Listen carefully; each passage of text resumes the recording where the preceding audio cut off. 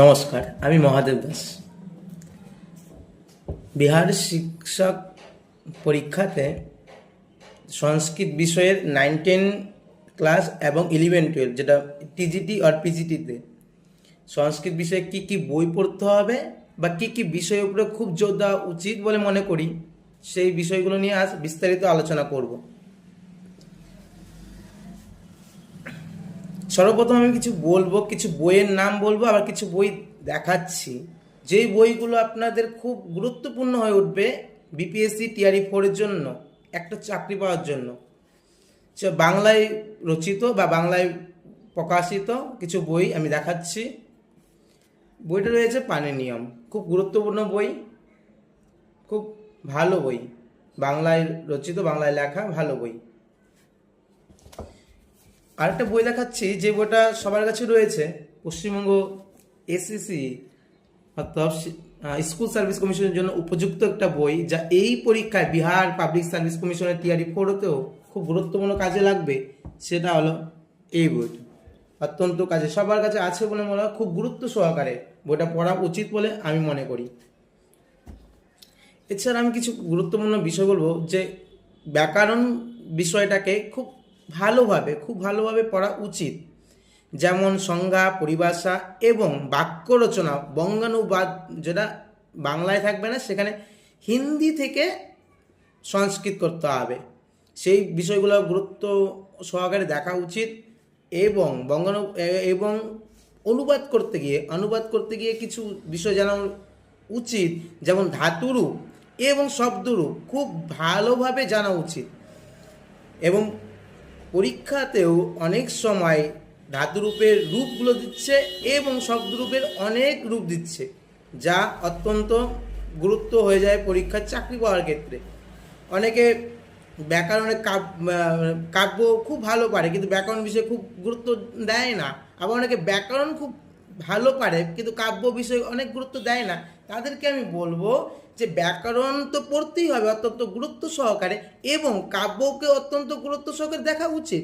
যেমন বিহার স্টেট যে পরীক্ষার সিলেবাস আমরা দেখেছিলাম, সেই সিলেবাসগুলিতে খুব গুরুত্ব সহকারে পড়া উচিত। যেমন কাব্য যেগুলো রয়েছিল এবং ব্যাকরণের যেসব পার্ট দেওয়া ছিল, সেগুলো গুরুত্ব অনুসারে প্রত্যেকটা খুঁটিয়ে পড়া উচিত, যা আমি মনে করি 70% তো বিহার স্টেট থেকেই হয়ে যায়, সিলেবাস থেকেই। তাই আমি মনে করি, আর যে সংস্কৃত থেকে হিন্দি থেকে সংস্কৃত, সেই বিষয়গুলো জন্য কিছু প্র্যাকটিস করা উচিত হিন্দি থেকে সংস্কৃত। এবং শব্দরূপ, ধাতুরূপ, সমাস, কারক, প্রত্যয় তো পড়তে হয়। এবং এখন সময় রয়েছে, তাই প্রত্যয় দিয়ে বাক্য অনুবাদ করাটা শিখতে হবে, খুব গুরুত্বপূর্ণ। প্রত্যয় দিয়ে অনুবাদ খুব গুরুত্বপূর্ণ, এটা শিখতে হবে।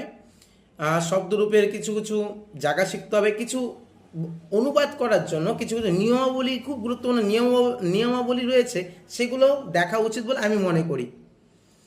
আমি একজন বিহার পাবলিক সার্ভিস কমিশনের টিআর 2-তে আমি চাকরি পেয়েছি, তাই আমি বলতে পারি কি কি পড়া উচিত বা খুব গুরুত্ব সহকারে পড়াশোনা করলে একটা সিট তোমার জন্য বুক হয়ে যেতে পারে, তুমি চাকরি পেতে পারো।